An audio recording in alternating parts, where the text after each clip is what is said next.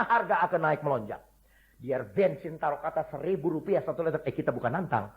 Rp1.000 1 liter. Saya yakin Tuhan kita yang besar akan memberi uang cukup saudara-saudaraku untuk membeli bensin itu. Amin.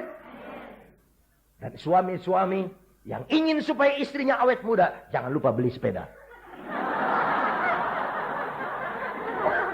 Pasti nanti istrinya betul loncat-loncat dapat sepeda baru. Haleluya. Keadilan berdiri dari jauh. Kita tidak mau adil. Timbangan itu harus seimbang. Jadi saudara-saudara sekalian, kita harus tahu bagaimana memprioritaskan hidup yang selama-lamanya itu daripada hidup yang sementara.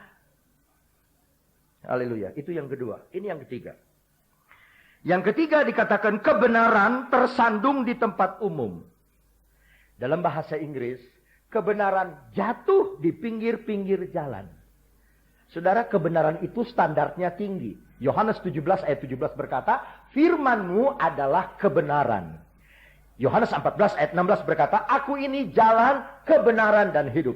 Mazmur 23 berkata, aku dibawa pada jalan kebenarannya. Kebenaran itu standarnya tinggi. Tapi pada saat itu berserakan di pinggir jalan sama seperti sampah dan puntung rokok.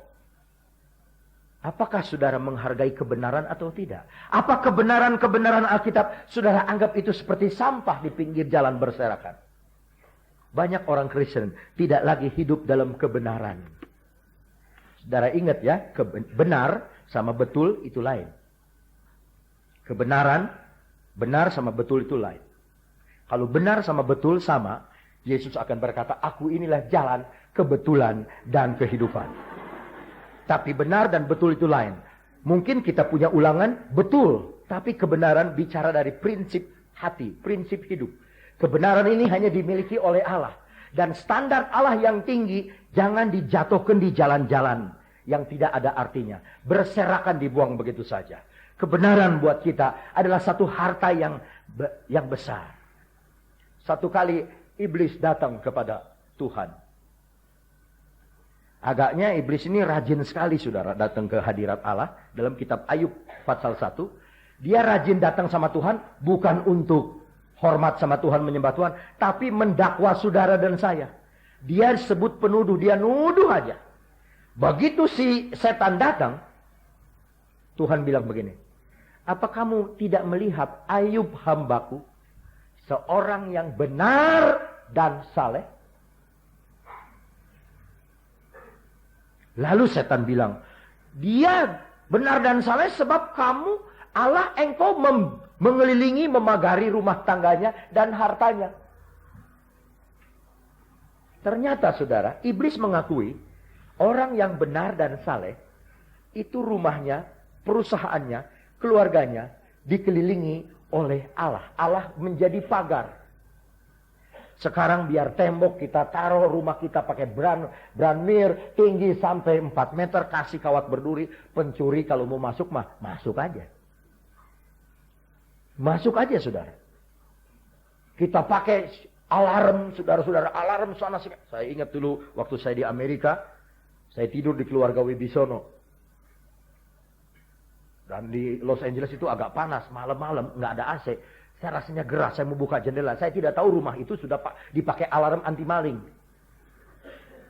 Saya buka aja jendela, habis panas, gerah. Begitu dibuka, itu sirine, saudara. Jantung nggak copot juga udah bagus. Waduh, itu kagetnya saya, saudara. Nggak ada maling, nggak ada maling. Tante, saya nih malingnya, nggak ada maling. Dan kebetulan saudara itu kontak dengan kantor polisi. Dan saudara David Wibisono harus knop lagi, itu knopnya ada kodenya untuk stop itu sirine. Dan polisi telepon, dia pakai kode, kodenya Indonesia. Indonesia? Nah, kalau yang jawabnya ini Indonesia berarti nggak ada apa-apa. Tapi kalau orang jahat yang terima telepon Indonesia, dia bingung nggak bisa ngomong, nah itu berarti ada penjahat, dia masuk. Indonesia? Nah, Indonesia, sudah tutup.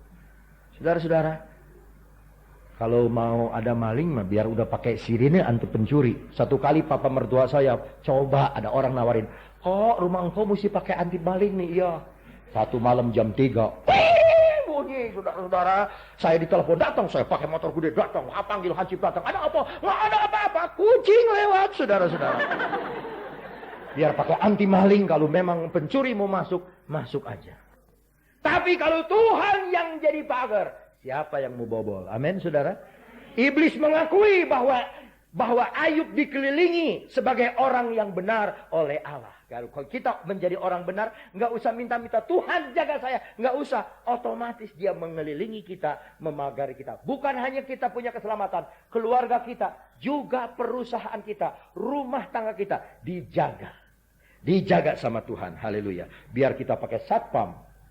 Saya baca di koran pakai satpam rumah. Waduh, kecolongan juga.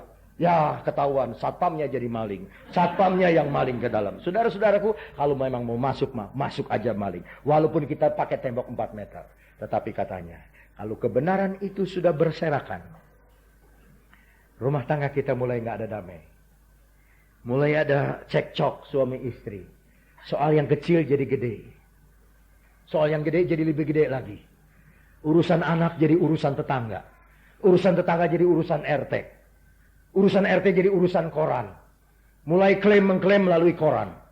Iklan tuduhan, iklan bantahan, perang iklan. Mulai sebab apa? Kebenaran sudah berserakan di pinggir jalan. Yang keempat, saudara. Yang terakhir. Dan ketulusan ditolak orang. Dalam salinan bahasa Inggris, ketulusan tidak diizinkan masuk. Ketulusan tidak diizinkan masuk. Tidak bisa enter, tidak bisa masuk. Kalau begitu dia seperti tamu. Anakku, buka pintu. Ketulusan mau masuk. Tapi kita tutup pintu rapat-rapat kepada ketulusan. Saudara tahu Yesus berkata, hendaklah kamu tulus seperti merpati. Tetapi cerdik seperti ular. Banyak orang Kristen cuma punya sebelah. Dia tulusnya kayak merpati. Luar biasa tulusnya. Aduh, apalagi kalau udah pacaran tulus sekali. Sama pacarnya dia cinta. Bener. Sampai pacarnya bilang, kentut Eke wangi ya. Aduh wangi, betul. Wangi. Saking tulusnya dia cintanya sama pacarnya. Saudara-saudaraku. Makanya banyak gadis-gadis ditipuin orang jadi istri ketiga, keempat, kelima. Sebab dia begitu tulus. Diajak kawin. Nggak tanya dari mana. Tulus aja dia mau kawin. Ayo. Saking tulusnya. Nggak cerdik. Wanita tuh harus cerdik. Harus lihai. Bukan lihai pengeretan. Tetapi lihai saudara-saudaraku. Dalam mempertahankan menjaga diri kita. Ya. Nah ada orang Kristen yang lain nggak tulus, cerdiknya seperti ular, nipuin orang ke sana kemari. Baru ada terjadi ini di saya punya persekutuan ini. Satu orang Tionghoa ngadu sama saya, aduh bro, saya ketipu nih. Ketipu apa? Itu kan orang suka datang di persekutuan ini kan bro. Iya, bukan di Yasti. Itu kan bukan kenal tuh yang orangnya tinggi-tinggi yang hidungnya di depan. Iya betul saya kenal. Kenapa? Aduh dia mula-mula tukerkan satu cek biliet mundur 200.000. Ya saya tolong saya kasih kontan, saya pegang biliet. Ada. Udah lama dia tukerin lagi biliet. Saya tukerin lagi udah lebih gede dari 200.000. Udah hampir setahun kosong. Yang sana cerdik seperti ular. Yang ini tulus kayak merpati. Ditipuin sama yang kayak ular. Merpati ditipu terus sama ular. Ini harus digabung. Kita cerdik seperti ular. Tapi tulus seperti merpati. Tulus sih tulus. Ya betul kita dengan senang hati tulus. Tapi kita mesti lihai. Kita mesti tahu ini kemana ini. Dulu dalam cerita Kuntau. Saudara-saudara. Saya juga belajar Kuntau dulu. Kalau orang punya ilmu begini. Ilmu totok mata. Kita mesti lihai katanya. Kalau orang nyerang mata kita gini, kita mesti pasang begini katanya. Jadi kalau dia kena gini, kita pegang jerinya. Patah dia. Iya betul juga ya, saya bilang. Betul juga. Lalu saya begini. Nah, tapi kalau engkau begini, saya yang begini, engkau juga cilaka. Kenapa? Waktu engkau begini, tutup satu. Aku ajar sih engkau kalau begitu, saudara-saudara.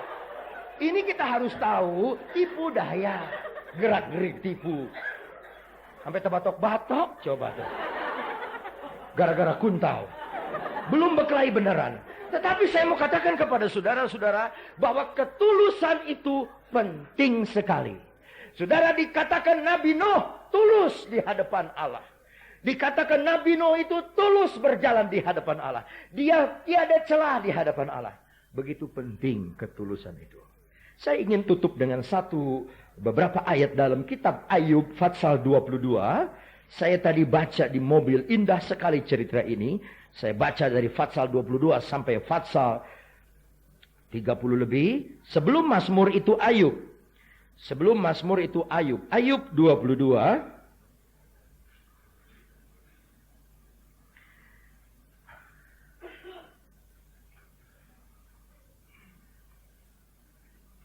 Kita membaca ayat yang ke-11 mulai. Terangmu menjadi gelap sehingga engkau tidak dapat melihat, dan banjir meliputi engkau. Bukankah Allah bersemayam di langit yang tinggi? Lihatlah bintang-bintang yang tertinggi, betapa tingginya. Tetapi pikirmu, tahu apa Allah? Dapatkah ia mengadili dari balik awan-awan yang gelap? Awan meliputi dia sehingga ia tidak dapat melihat. Ia berjalan-jalan sepanjang lingkaran langit. Apakah engkau mau tetap mengikuti jalan lama, adat lama, karakter lama, yang dilalui orang-orang jahat? Mereka yang telah direnggut sebelum saatnya, umurnya pendek, yang alasnya dihanyutkan sungai. Mereka yang berkata kepada Allah, pergilah daripada kami. Mendorong kebenaran ke belakang. Dan yang maha kuasa dapat berbuat apa terhadap kami? Namun dialah juga yang memenuhi rumah mereka dengan segala yang baik. Tuhan itu baik, saudara. Tetapi rancangan orang fasik adalah jauh daripadaku. Hal itu dilihat oleh orang benar dan mereka bersukaria. Orang yang tidak bersalah mengolok-olok mereka. Sungguh lawan kami telah dilenyapkan dan peninggalan mereka telah habis dimakan api. Berlakulah ramah terhadap dia, supaya engkau tentram. Dengan demikian engkau memperoleh keuntungan. Terimalah apa yang diajarkan mulutnya, jangan ditolak. Dan taruhlah firman-Nya dalam hatimu. Apabila engkau bertobat kepada Yang Maha Kuasa dan merendahkan diri, apabila engkau menjauhkan kecurangan dari dalam kemahmu, membuang biji emas ke dalam debu, enggak mata duitan, emas Ofir ke tengah batu-batu sungai, dan apabila Yang Maha Kuasa, Tuhan Allah, menjadi timbunan emasmu dan kekayaan perakmu, jadi kita bikin Tuhan nomor 1, kekayaan kita, ayat 26, maka sungguh-sungguh engkau akan bersenang-senang karena Yang Maha Kuasa, dan akan menenggadah kepada Allah. Jikalau engkau berdoa kepadanya, ia akan mengabulkan doamu. Saudara bisa bilang amin? Yesaya 59, kamu berdoa aku tidak dengar sebab kamu jahat. Tetapi kalau engkau bertobat dan menenggadah kepada Allah, jikalau engkau berdoa, ia akan mengabulkan doamu. Dan engkau akan membayar nazarmu, janji kepada Tuhan. Apabila engkau memutuskan berbuat sesuatu, maka akan tercapai maksudmu. Ingin sepeda, ingin rumah, ingin tanah, ingin mobil, ingin rumah saudara bisa terjual, ingin saudara bisa membeli rumah, bisa terkabul. Saudara baru di PHK, saudara ingin kerja kembali, saudara bisa dapat pekerjaan yang lebih baik, saudara-saudara. Dan cahaya terang menyinari jalan-jalanmu. Kebenaran tidak berserakan tapi cahaya terang. Karena Allah merendahkan orang yang angkuh, tetapi menyelamatkan orang yang menundukkan kepala. Orang yang tidak bersalah diluputkannya, engkau luput karena kebersihan tanganmu. Yesaya 59 ayat 3 berkata, sebab tanganmu berlumuran darah, itu sebabnya doamu tidak didengar. Ayub 22 berkata, karena tanganmu bersih, doamu didengar. Jalan kita senang, saudara. Waktu saudara benar, saudara jujur, saudara lempeng, hati saudara lurus, tulus hati, maka apa yang terjadi? Tuhan senang memberi berkat sama saudara. Dan kalau saya bilang berkat, itu di segala macam bidang. Bidang rumah tangga, finansial, kesehatan, sampai soal keluarga, Tuhan kasih berkat. Asal hati kita lurus, tulus di hadapan Tuhan. Saya rasa sampai di sini firman Tuhan. Mari kita datang kepada Tuhan. Kita mohon ampun kepada Dia. Dan kita mau doa kita didengar. Haleluya. Mari kita berdiri bersama-sama. Saudara-saudara sekalian, kesulitan finansial, kesulitan ekonomi hari-hari ini semakin gencar. Kemana lagi kita mau berlindung kalau bukan kepada tangannya Tuhan? Kita mau datang kepada Dia dengan segala ketulusan hati kita, dengan segala kerendahan hati kita. Kita mau menjauhkan kejahatan. Tangan kita mau cuci bersih. Kita mau jauhkan segala kecurangan. Kita mau hidup di dalam terang firman Allah, supaya rumah tangga kita diberkati oleh Tuhan. Kita mau jadikan Tuhan emas perak kita. Kita mau jadikan Tuhan harta yang terindah bagi kita. Kita mau utamakan Dia dalam segala kehidupan kita. Kita nyanyikan nyanyian ini dengan angkat tangan kanan kita. Tuhan menetapkan langkah orang yang hidupnya berkenan kepadanya. Apabila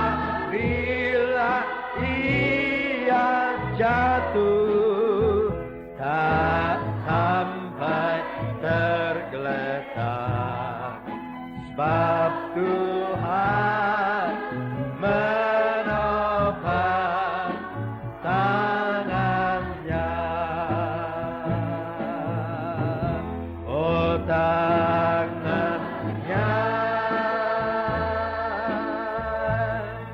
tangannya, haleluya, haleluya. Sebab Tuhan menopang tangannya. Apabila ia jatuh, apabila ia jatuh, tak sampai tergeletak, sebab Tuhan menopang tangannya. Tangan diturunkan. Kita nyanyi kurnya saja sekali lagi. Saya minta nanti Pak Poniman akan maju ke depan untuk berdoa. Tangannya, oh tangannya, sebab menopang tangannya. Pak Poniman, apabila ia jatuh,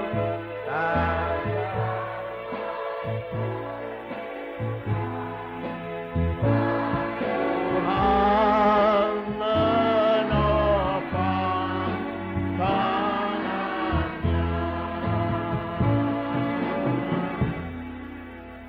Haleluya, haleluya. Mari kita mau merendahkan hati kita di bawah hadirat Tuhan. Kita mau berdoa. Bapa Surgawi, puji syukur dan terima kasih telah Engkau sampaikan kepada kami semua firman-Mu yang kudus. Tuhan, Engkau mau meteraikan ini semua Tuhan.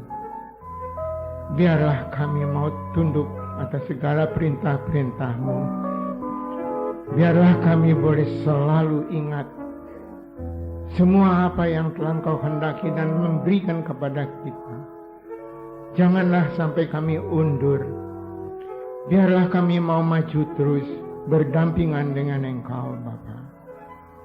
Biarlah urapan-Mu itu turun atas anak-anak-Mu sekalian. Biarlah ini terpelihara terus. Oleh karena Engkau telah menaburkan benih-benih di tanah dan lahan yang telah Engkau garap sebelumnya. Yesus,